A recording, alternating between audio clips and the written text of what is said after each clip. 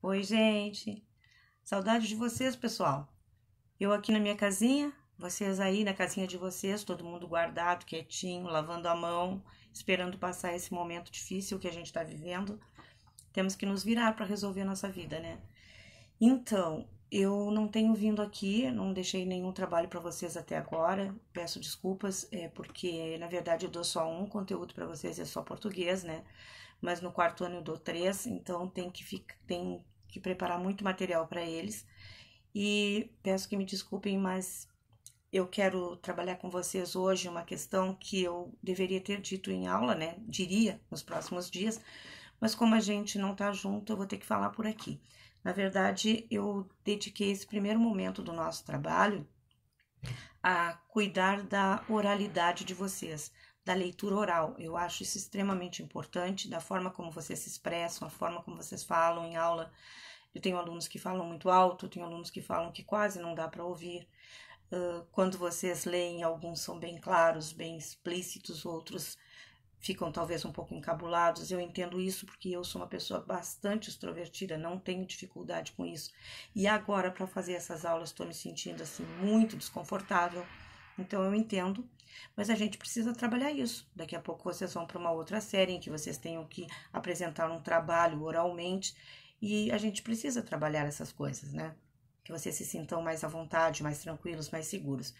E a leitura, nos primeiros dias, eu não sei se vocês lembram, eu pedi que vocês lessem oralmente para mim, um primeiro texto, e alguns foram bem, outros nem tanto, então eu me dediquei a trabalhar isso bastante e tenho trabalhado isso sem que vocês saibam que a gente está trabalhando.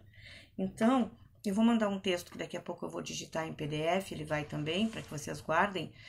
Não é um texto, é a minha conversa, é a conversa que eu vou ter com vocês agora. Que como eu estava com medo de esquecer de alguma coisa, então eu escrevi, tá? Eu vou ler aqui para vocês, mas é só uma conversa. Só que é uma conversa que eu escrevi porque fiquei um pouco preocupada de esquecer algum detalhe.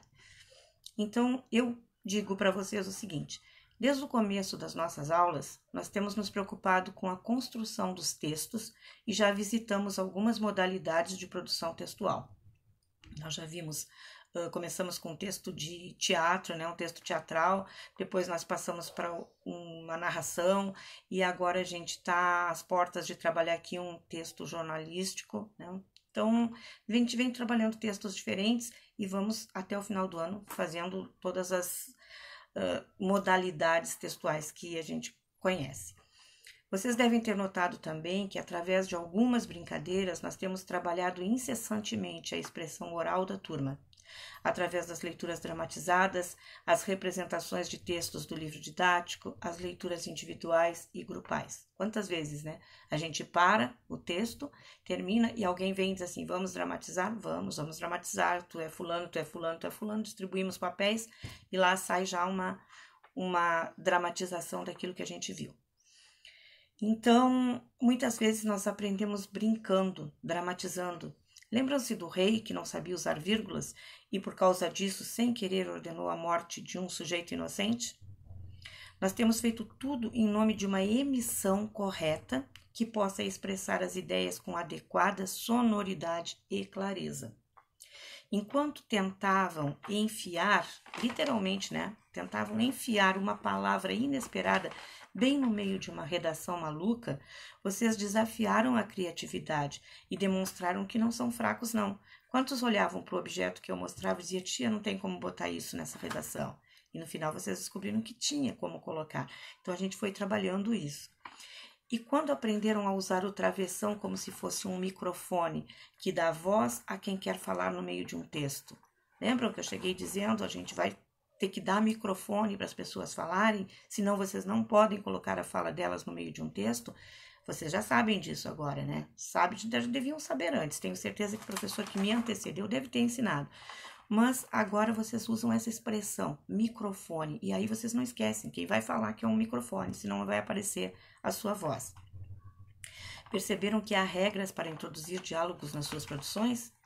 Teve ainda o dia em que gritamos muito para formar uma barreira do som. Vocês gostaram daquilo, né? Impedindo que as mensagens chegassem de um grupo ao outro, o que nos permitiu avaliar o que se chama de ruído de comunicação. O mesmo aconteceu quando tentamos passar os trava-línguas pesquisados em casa por um telefone sem fio. E ainda chegará o dia em que retomaremos aquela dinâmica que vocês mais gostaram, vento na redação do jornal, aquela do nosso primeiro dia. Naquele dia, sem saber, vocês trabalharam substantivo comum, substantivo próprio, advérbio de lugar e verbo no gerúndio. Nem notaram, né? Foram 4 conteúdos numa brincadeira só. Mais adiante, quando eu abordar estes assuntos, vocês vão identificar direitinho onde está cada um deles. Então, nós poderemos repetir aquela farra. Por fim, peço que lembrem do dia em que fizemos leitura oral em grupo e exercitamos o que aconteceria se os textos não tivessem pontuação. Lembram? Eu não esqueci ainda, quase morremos sem ar, porque os pontos e as vírgulas são, na verdade, as ilhas de descanso que precisamos para respirar no meio de um texto. É só quando encontramos um deles que podemos dar aquela paradinha e tomar um arzinho, né? Pois bem, hoje, que estamos afastados, vou precisar da ajuda de um adulto aí da sua casa. Esta pessoa será o meu ajudante que vai observar a leitura de vocês enquanto lemos todos juntos o texto das páginas 27 e 28 do livro didático. Escolham alguém para ouvir. Pode ser o pai, a mãe, um irmão mais velho. Tem que ser alguém adulto, tá? Alguém que faça o papel de pai ou mãe. Escolham, então, alguém para ouvir e vamos juntos, bem bonito. Eu não estou aí, mas o meu fiscal está. Cuidado, juízo, faz direitinho. Depois a gente volta a falar, tá bem? Peguem, então, o livro didático, aqui, ó. Páginas 27 e 28, esse texto aqui, ó. É um texto jornalístico. Então, é uma reportagem, tá? Foi tirado de um jornal. No meio desta reportagem, tem algumas palavrinhas ali que falam de uma publicação que é em inglês, tá? Eu não sei inglês, então eu não vou nem me atrever a ler aquela parte, só vou ler a tradução, porque a minha pronúncia de inglês é bem ruim, tá? Mas se vocês souberem e quiserem, podem ler. Deixa eu limpar aqui minha garganta, vou tomar uma aguinha falando nisso. Vocês estão tomando bastante água aí, gente? Tem que tomar água, tem que lavar a mão. Tem que estar muito bem hidratado. Eu ouvi um médico importante dizendo, e é sério isso, que esse bichinho aí, ele fica paradinho aqui na garganta da gente. E que quando a gente toma água, a gente tira ele do lugar para onde ele quer ir, porque ele quer ir para o pulmão. Mas aí a gente não permite, porque a gente empurra ele para o estômago e lá tem uns ácidos estomacais que acabam com a vida dele. Então tome bastante água, tá? E lava a mão. Vamos ler? Meu fiscal já tá aí, gente? Tá aí, meu fiscal? Podemos começar? Página 27, então. Pegou o livro? Abriu? Vamos, gente, vamos rápido, vamos lá. Reportagem. Junto comigo, tá bem? Menino brasileiro vai até Nova York para pedir que o português se torne língua oficial da ONU. Aos 8 anos, João Paulo Guerra Barreira já publicou 2 livros bilíngues, em português e inglês. Em 2017, ele venceu um concurso da NASA ao escrever uma história que se passa em uma estação espacial. A Organização das Nações Unidas, ONU, recebeu, nesta quinta-feira, 12, em Nova York, a visita de um brasileiro de apenas 8 anos, mas com grandes planos. Vestindo terno e gravata, o pequeno João Paulo Guerra Barreira, que tem 2 livros publicados, dá palestras pelo Brasil e já ganhou um prêmio da NASA. Entregou à secretária-geral da ONU para a Juventude uma carta pedindo a inclusão do português entre as línguas oficiais das Nações Unidas. Falei sobre ciências, tecnologia, inovação, sobre proteger o planeta, reciclar as coisas e ensinar o que sabemos, ter respeito pelas pessoas e ser feliz, explicou ele após a visita. A conversa também girou em torno da Agenda 2030, que tem 17 objetivos globais. Não importa a sua idade, o importante é você começar a transformar seus sonhos em realidade. João Paulo Guerra. Virando a folha. Viram que teve uma parte ali que a gente quase ficou sem ar, né? Não tinha ponto, não tinha vírgula, a gente foi indo. Línguas oficiais. Atualmente, a ONU tem 6 línguas oficiais: árabe, chinês, espanhol, francês, inglês, russo. As 5 últimas, desculpa, vou começar de novo. As 5 últimas são línguas oficiais desde a fundação da ONU em 1946. O árabe foi incluído em 1973. Todas elas também são línguas de trabalho das entidades e dos demais organismos ligados a ela. Isso quer dizer que todos os milhares de documentos estão disponíveis em todas essas línguas. Com 223 milhões de falantes em 15 países, como língua nativa, língua oficial ou língua estrangeira, segundo dados da publicação, aí vem aquilo em inglês, tá?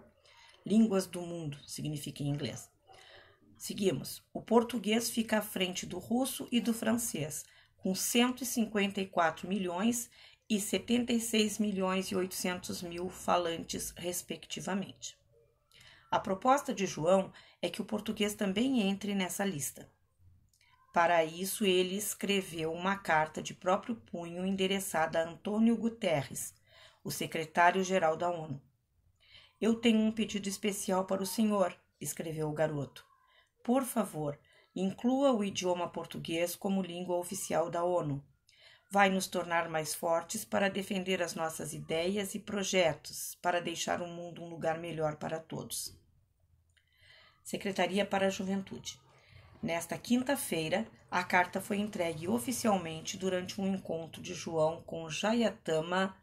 Ih, meu Deus, aí tem uma japonesa aqui, vamos ver. Jayatama Wikiramanayake.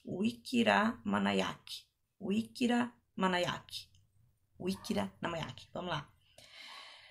De novo, então. Nesta quinta-feira, a carta foi entregue oficialmente durante um encontro de João com Jayatama Wikiramanayake, secretária-geral da ONU para a Juventude. O garoto também recebeu um pin de 17 cores que representam a Agenda 2030 pelo Desenvolvimento Sustentável. A Agenda 2030 tem 17 Objetivos de Desenvolvimento Sustentável que são claramente evidenciados pelas ideias e atitudes do João Paulo, afirmou Jayatama, segundo o comunicado da equipe de João. A secretária prometeu encaminhar a carta a Guterres. Mesmo com 8 anos, João Paulo consegue transmitir de maneira simples e lúdica que esses objetivos são possíveis para os jovens do Brasil e do mundo, continuou ela. Neste ano, João Paulo participa mais uma vez da Bienal Internacional do Livro de São Paulo, que acontece em agosto. Viu? Conseguimos terminar o texto sem ninguém morrer, de falta de ar, certo? Gente, só para explicar o que é um PIN, tá aqui embaixo, uma explicaçãozinha aqui, ó, nesse quadrinho. O PIN é uma espécie de broche com fins de divulgação de uma ideia, um broche assim, né, que fala sobre o projeto. Eu vou ter que interromper o vídeo porque ele não pode passar de 15 minutos, se ele passar eu não consigo colocar no YouTube. Então é isso, por hoje é só. Meu fiscal vai ter que me dizer depois se foi tudo certo aí com a leitura. Se não foi, meu fiscal, faz o baixinho ler de novo, ok? Muito obrigada, até a próxima aula. Beijo, gente, eu amo vocês, tô com saudade, se cuidem, não saiam de casa, lava a mão. Tchau!